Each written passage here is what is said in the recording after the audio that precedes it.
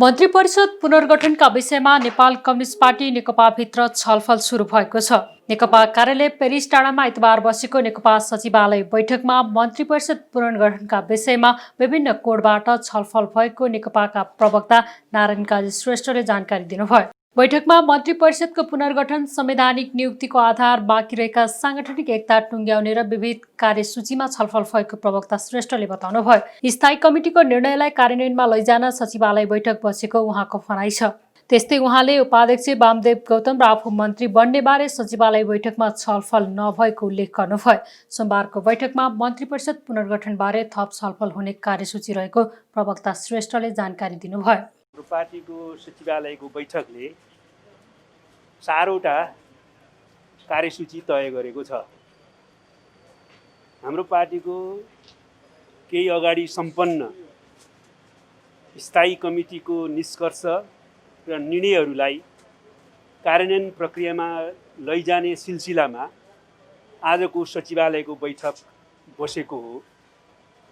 यो सचिवालयको बैठकले 4वटा कार्यसूचीहरू निश्चित गरेर त्यसमाथि छलफल प्रारम्भ गरेको छ। पहिलो, मन्त्री परिषदको पुनर्गठनबारे। मन्त्री परिषदको पुनर्गठनका बारेमा मन्त्री परिषदको पुनर्गठन स्थायी कमिटीको निर्णयअनुसार गर्ने तय भएको छ र पुनर्गठनका सन्दर्भमा आजको सचिवालयले विभिन्न कोणबाट नीतिगत रूपमा पुनर्गठनका सन्दर्भमा सुझाव दिएको छ र त्यसबारेमा व्यक्तिहरूका नामका सन्दर्भमा भने आज हामी प्रवेश गरेका छैनौँ। आवश्यकता पर्यो भने प्रधानमन्त्रीसँग त्यसबारेमा पछि नै छलफल हुन्छ। आज नीतिगत रूपमा क्राइटेरियाहरूका बारेमा विभिन्न कोणबाट सुझावहरू दिएका छन्।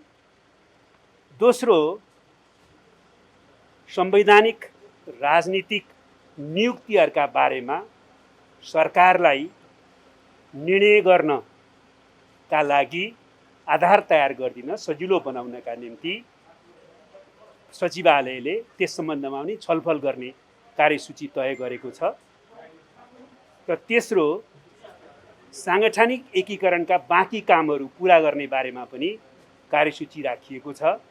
र चौथो, विविधको कार्यसूची तय गरिएको छ। विविध अन्तर्गत सङ्गठन विभागका निर्णयहरूका सन्दर्भमा छलफल र अनुमोदन सम्बन्धी प्रस्ताव, स्थायी कमिटी र केन्द्रीय कमिटीका रिक्त रहेको सदस्यहरूको पदपूर्ति र त्यस सँगसँगै केही कारबाहीका विषयहरूमा, पहिला गरिएका कारबाहीका विषयहरूमा छलफल, साथसाथै केन्द्रीय कमिटीका सदस्यहरूलाई नियमित रूपमा केही आर्थिक सहयोग गर्ने बारेमा पनि एजेन्डा राखिएको छ। प्रदेश वा जिल्ला वा त्योभन्दा तलको हकमा सम्बन्धित कमिटीहरूले नै छलफल गर्ने भएको कारणले सचिवालयले केन्द्रीय कमिटीका सदस्यको हकमा के गर्ने भन्ने बारेमा पनि छलफल गर्ने कार्यसूची तय गरेको छ। साथसाथै सङ्घीय संसदको सदस्यहरूले यो कोभिड-19 को अहिलेको वर्षमा भत्ता, बैठकको भत्ता के गर्ने भन्ने बारेमा पनि हामीले छलफल राखेका छौँ र यसरी यो विविध एजेन्डाहरू तय गरेका छन्। तर आज पहिलो एजेन्डा अथवा मन्त्री परिषदको पुनर्गठनको एजेन्डाको बारेमा मात्रै नीतिगत छलफल भएको छ।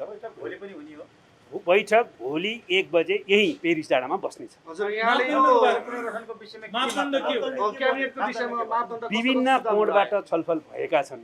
जसरी हुन्छ सरकारलाई अझ प्रभावकारी बनाउने र सामाजिक न्यायसहितको समृद्धि हासिल गर्ने लक्ष्यलाई अगाडि बढाउने सन्दर्भमा विभिन्न कोणबाट विभिन्न विकल्पहरूमा छलफलहरू भएका छन्। मन्त्री परिषदको पुनर्गठन गर्ने भनिसकेपछि अब यो सरकारलाई वा मन्त्री परिषदलाई अझ प्रभावकारी बनाउँदाखेरि कसरी गर्ने भन्ने विभिन्न कोणबाट छलफल भएका छन्। तपाईको र वामदेव गौतमको नाम पनि चर्चामा छ। अहिले त्यसबारेमा केही छलफल भयो? तपाईँ इच्छुक हो कि हैन? त्यसबारेमा केही छलफल भएको छैन। म भित्र मनमै पनि छलफल भएको छैन, बैठकमा पनि छलफल भएको छैन। नेकपा सचिवालय बैठक सोमबार भोलि 11 बजे पेरिस टाढामा डाकिएको छ।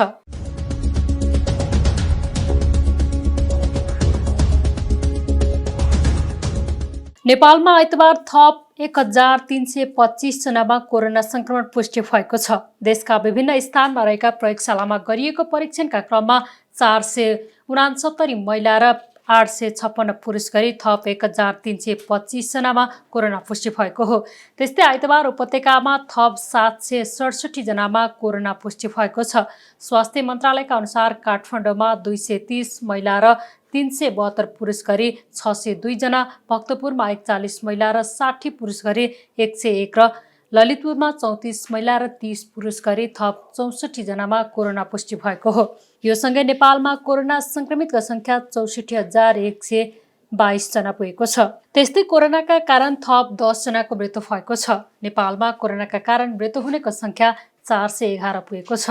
आइतबार 966 जना निको भएका छन्। यो सँगै नेपालमा हालसम्म 46,233 जना निको भएको मन्त्रालयका प्रवक्ता डाक्टर जागेश्वर गौतमले जानकारी दिनुभयो। आज देशभरि जम्मा सक्रिय संक्रमितहरूको संख्या 17,478 छ। संस्थागत आइसोलेसनमा रहनुभएका व्यक्तिहरूको संख्या 9,071। प्रदेश अनुसार प्रदेश 1 मा 303 जना, प्रदेश 2 मा 873, बागमती प्रदेशमा 5,339, गण्डकी प्रदेशमा 689, प्रदेश 5 मा 1,277, कर्णाली प्रदेशमा 255 र सुदूरपश्चिम प्रदेशमा 335 जना हुनुहुन्छ।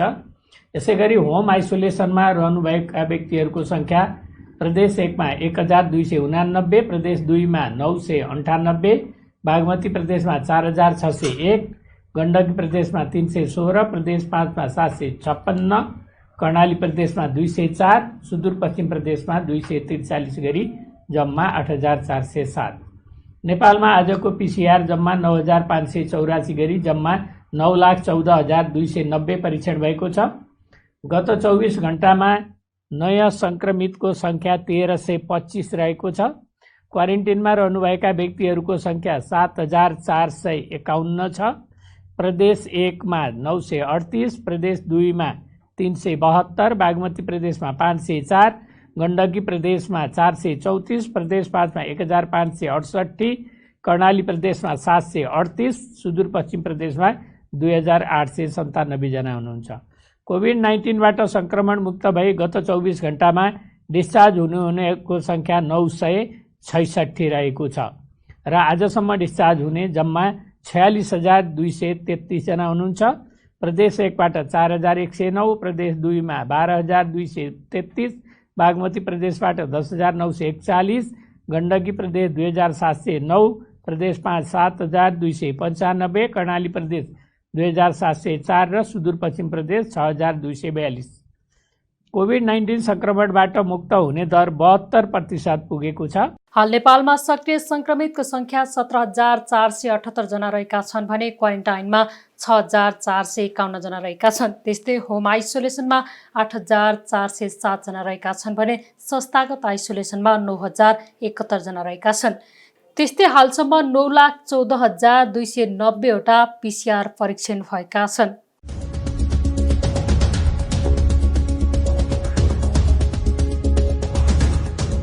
संस्थागत विद्यालय शिक्षक युनियन इस्टुले आफूहरूको माग पूरा नभएको भन्दै चरणबद्ध आन्दोलनका कार्यक्रमहरू घोषणा गरेको छ। आइतबार काठमाडौँमा पत्रकार सम्मेलनको आयोजना गरेर इस्टुले असोज 9 गतेसम्म सबै महानगरपालिका, उपमहानगरपालिका, नगरपालिका र सम्भव भएसम्म सबै गाउँपालिकाहरूमा पुनः ज्ञापन पत्र बुझाउने र प्याप्सन एन्ड प्याप्सनलाई स्मरण पत्र पनि बुझाउने भएको छ। उसले अघि सारेका आन्दोलनका कार्यक्रमहरू असोज 11 देखि 13 सम्म मानव संसाधन विकास केन्द्र, शिक्षा, विज्ञान तथा प्रविधि मन्त्रालय र श्रम मन्त्रालयमा अल्टिमेटम पत्र दिने उल्लेख छ। कार्यक्रममा इस्टुका अध्यक्ष होम कुमार थापाले निजी विद्यालयहरूमा काम गर्ने शिक्षक कर्मचारीहरूलाई अहिलेसम्मको खाइपाई आएको तलब सुविधा यथाशक्य चाँडो प्रदान गर्नुपर्ने बताउनुभयो। त्यस्तै उहाँले निष्कासित शिक्षक तथा कर्मचारीहरूलाई पुनर्बहाली गरी काम गर्ने वातावरण सिर्जना गरिनुपर्ने बताउनुभयो। र शिक्षक कर्मचारी उचित व्यवस्थापन गर्दै विद्यालय जुन विद्यालयले सक्दिन भन्छन् ती जीर्ण छौँ हामी भन्छन् तिनीहरूलाई सरकारले एउटा अर्को त्यस्तै खालको निर्देशिका लिएर आएको छ एकीकरण गर्ने। त्यस्ता खालका विद्यालयहरू सामुदायिक विद्यालय र संस्थागत विद्यालयहरूलाई पनि एकीकरण गर्न सकिने प्रावधान लिएर आएको छ। त्यसमा शिक्षक कर्मचारीहरूको उचित व्यवस्थापन गर्न त्यसो गर्न सकिने भनेर भन्यो हामीले प्याप्सनका जिम्मेवार पदाधिकारीहरूका विद्यालय मैले जिम्मेवार भनेर अघि नै भने जो अध्यक्ष हुने लाइनमा हुनुहुन्छ हैन यहाँ नामै भन्नुभयो साथीले टिकट ढुङ्गाना भनेर सबै विद्यालयहरूबाट निष्कासन गरिएका शिक्षक कर्मचारीहरूलाई पुनर्बहाली गरी तलब भुक्तानी गरियोस्। त्यसपछि सम्पूर्ण संस्थागत विद्यालय र त्यहाँ कार्यरत शिक्षक कर्मचारीहरूको लगत स्थानीय निकायलाई लिन लगाई शिक्षा तथा मानव संसाधन विकास केन्द्रमा व्यवस्थित गरियोस्। यो कस्तो खालको छ भनेदेखि कति शिक्षक छौँ भनेर भन्यो भने त्यो मानव संसाधन विकास केन्द्रको डिजी पनि खै पनि त्यो संस्थागत विभागमा गएर हेर्नुपर्छ भन्ने अनि हामीलाई पनि हाम्रा अधिवेशनहरूमा आएका साथीहरूले ल्याएका रिपोर्टिङ अनुसार भन्नुपर्ने प्याप्सनले पनि आफ्नो रिपोर्टिङ अनुसार भन्नुपर्ने एकिन सङ्ख्या हामी उही लगभग यति भनेर 2 लाखको भन्दा बढी शिक्षकहरू छन्। अब त्यसको लगत राख्नुपर्छ भन्ने हाम्रो माग हो। कार्यक्रममा नेपाल शिक्षक महासङ्घका अध्यक्ष बाबुराम थापाले शिक्षक कर्मचारीहरूका हक अधिकार सुनिश्चित गरिनुपर्ने र ऐन नियम र कानुनमा भएका प्रावधानहरू अक्षरशः पालना गरिनुपर्नेमा जोड दिनुभयो।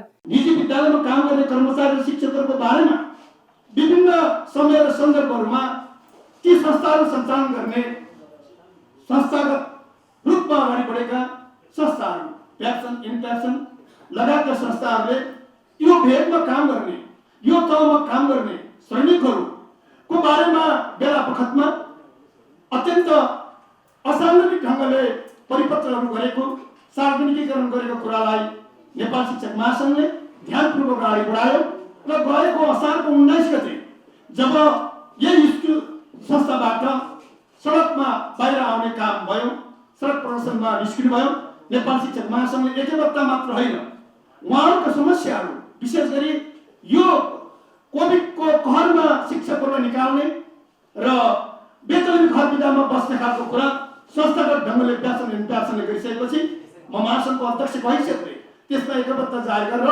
असारको 21 गते मेरै पहल कदमीमा माननीय शिक्षा मन्त्री गिरिराज पोखरेलकोलाई उपस्थिति गराएर प्याप्सन इनप्याप्सन लगाउँछन् संस्थाहरू र यो संस्थाको उपस्थितिमा गएको असार 21 गते एक खालको सम्झौता सहमति गराइयो र अब उपरान्त शिक्षकहरूलाई कर्मचारीहरूलाई बाहिर ननिकाल्ने भन्ने एउटा सहमति भयो।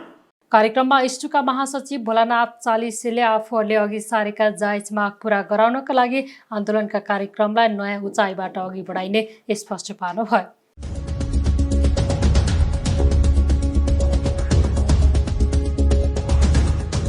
अमेरिकी सहयोग परियोजना मिलेनियम च्यालेन्ज कर्पोरेसन एमसीसी सम्झौता पारित गर्ने तयारी गरेपछि एमसीसीको विरोध भएको छ। आइतबार जिल्ला जनगणतान्त्रिक सम्पर्क मञ्च केन्द्रीय समितिले एमसीसी मुलुकको हित विपरीत भएको भन्दै यसको विरोध गरेको हो। माइतीघर मण्डलामा फेला भएका समिति आबद्ध व्यक्तिहरूले एमसीसी नेपाली जनतालाई स्वीकार्य नभएकाले आन्दोलन गर्नु परेको बताएका थिए। विरोध प्रदर्शनमा सहभागीहरूले राष्ट्रघाती एमसीसी सम्झौता खारेज गर भन्दै नारा लगाएका थिए। मुलुकको राष्ट्रियता तथा राष्ट्रिय स्वाभिमानमा आँच पुर्याउने भएकाले विरोध गरेको उनीहरूले बताएका छन्।